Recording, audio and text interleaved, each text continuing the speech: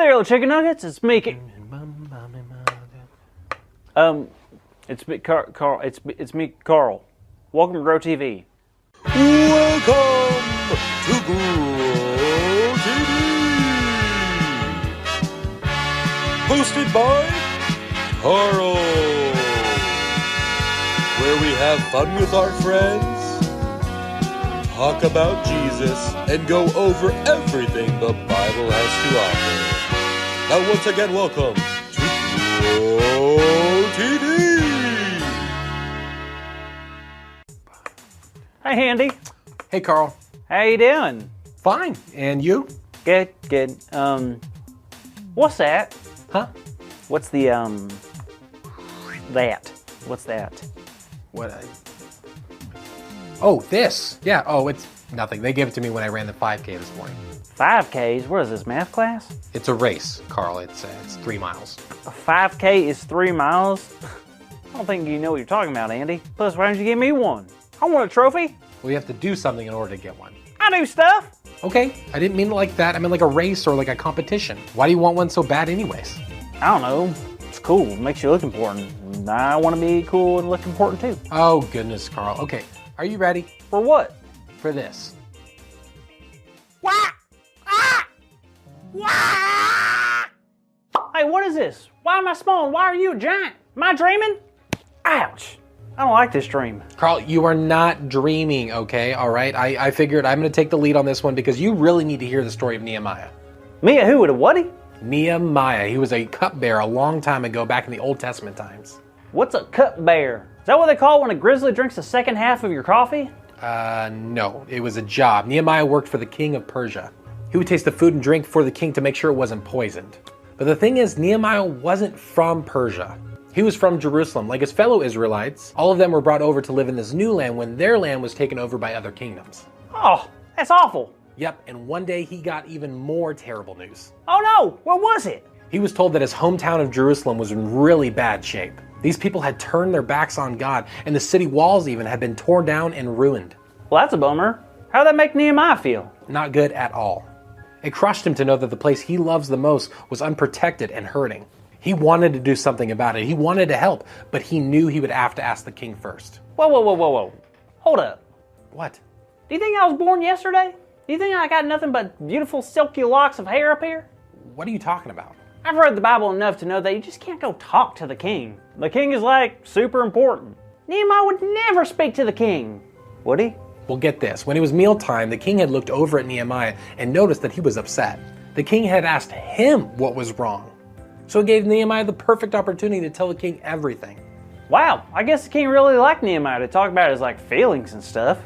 Yeah, I guess so. Nehemiah told him he couldn't help but look sad because the city that he loved was in ruins. Then the king asked, "What is it that you want?" Oh no, this is it! Don't do it, Nehemiah!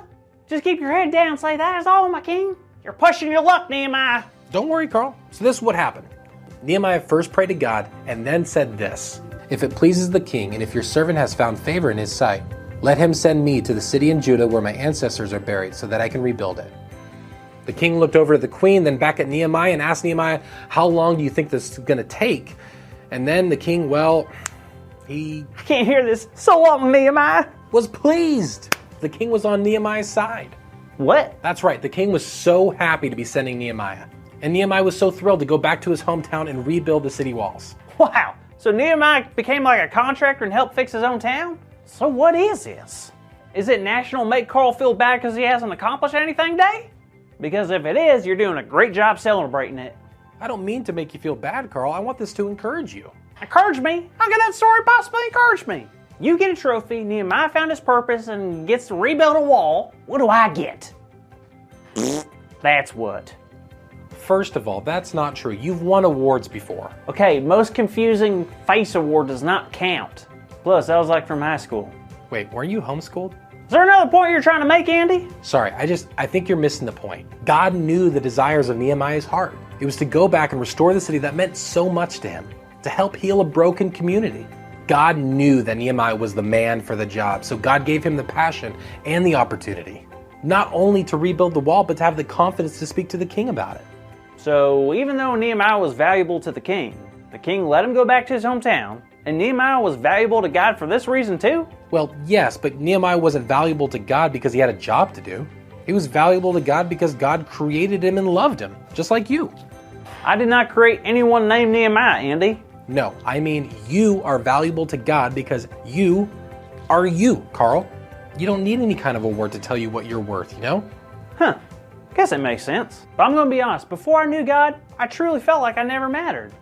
But because of what God has taught me and showed me, I don't know, I feel valuable. I'm starting to imagine what God had in mind for my gifts and personality. Like yesterday, my neighbor asked me to help organize his sweater collection. I was like, oh, wow, I really do have something to offer to others. And my mama told me how much she loves me, and I bet she loves people because God values and loves her too. That is so good to hear, Carl, and that's exactly what I hoped you would hear in the story. Yep, thanks for sharing. Can I hold your trophy now? Nope. Bummer.